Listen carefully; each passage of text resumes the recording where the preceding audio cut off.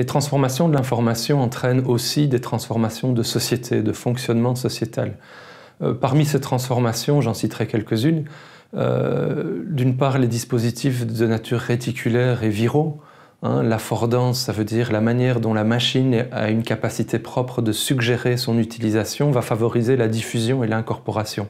On peut parler de véritables prothèses technologiques. Regardez dans le métro, regardez dans les transports en commun, combien tout le monde aujourd'hui est sur son smartphone. C'est une prothèse communicationnelle.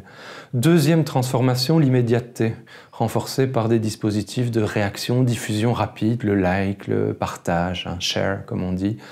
Troisième élément, troisième dimension, la rapidité de diffusabilité. Tout va être conçu, construit à partir de liens partagés qui visent à cette diffusabilité. Et ça, c'est une nouvelle donne, c'est un nouveau contexte qui va changer la société. Alors ces dispositifs réticulaires et viraux, ça veut dire qu'ils visent à se développer en réseau et de manière virale, ils vont donner la primauté à des sémantiques et des syntaxes du titre, évidemment. Si on veut diffuser, il faut simplifier la réalité. L'exemple type, c'est le tweet de Twitter, évidemment, avec une certaine malléabilité du contenu et une importance de l'émotion. Les émoticônes qui émergent montrent combien on peut ramasser en une image des émotions qui peuvent parfois être extrêmement fortes. Autre dimension, l'opération de simplification. On va réduire dans un but de diffusion. Les 140 signes de Twitter, par exemple, y contribuent. Et puis on va voir toute une série d'autres lieux, d'autres dispositifs qui vont simplifier, qui vont pousser à cette simplification de l'information. On va aller vers le cœur du discours. Le buzz médiatique va entrer alors en fonction grâce à cette logique-là. Le buzz, c'est faire l'actualité où on articule un élément fort et de l'émotion extrêmement dense. Autre transformation sociétale, l'effritement d'une frontière très très importante dans nos sociétés et que nous quittons progressivement, celle entre le public et le privé.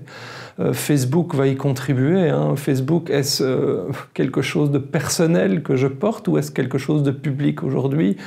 Selon les décisions de justice, selon les usages, on se rend bien compte qu'on est dans des choses qui peuvent être très différentes. Une discussion qui a des données privées et en même temps qui a une portée tout à fait publique. Autre dimension de cet effritement public-privé, le transfert et le partage. Tout devient potentiellement public. Même des choses que je pensais privées deviennent publiques et donc cette frontière, là aussi, elle s'effrite, elle s'affaisse. La délocalisation également. Tout devient potentiellement global. Je pense que je parle à un petit groupe, un momentané, et puis pof, la discussion nous échappe, elle est reprise sur des réseaux sociaux, elle est reprise sur des médias et elle devient globale. Et enfin, la désindexicalité qui est liée. Désindexicalité, ça signifie quoi? Ça signifie l'importance du contexte. Ça, c'est l'indexicalité. Désindexicalité, ça veut dire que l'information est retirée au contexte qu'il a produite, en fait. Et donc, on se retrouve avec des images, avec des textes dont on ne connaît plus nécessairement le contexte d'origine. C'est ça, la désindexicalité.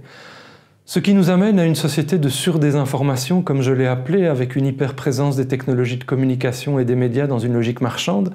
Et ne l'oublions pas, c'est la première révolution de communication qui est 100% marchande, qui est 100% à finalité commerciale. Il n'y a plus de médias en tant que tel public dans la révolution Internet.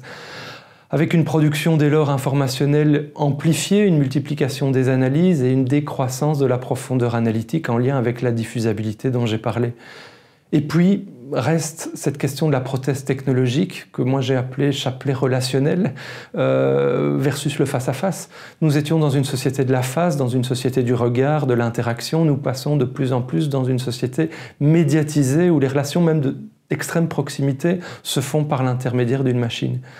Alors cette surdésinformation, elle se manifeste aussi par une autonomisation progressive de l'individu des groupes sociaux qui l'ont porté.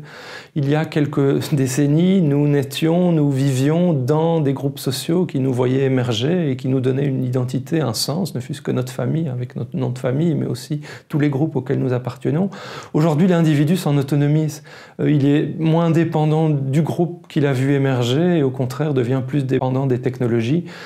C'est ce que j'ai appelé l'identification individuelle accentuée. J'ai parlé de VIP, voiture, Internet portable, 3 technologies qui individualisent, qui accentuent l'individualisation de nos sociétés. On a parlé aussi d'avatarisation. Alors, cette transformation, cette autonomisation, elle se marque dans une logique beaucoup plus en réseau, réticulaire, donc une société basée sur des individus connectés les uns aux autres, égalitaire, horizontale, c'est la liste d'amis, c'est la logique affinitaire des listes de diffusion qu'on voit également, et enfin, par une logique prégnante des technologies à travers notamment le déterminisme algorithmique, c'est-à-dire que les technologies en fait nous prédisposent dans nos relations, nous filtrent dans nos informations et donc nous avons un choix mais qui est un choix contraint, qui n'est plus un choix d'aller vers qui nous souhaitons mais qui nous est proposé a priori.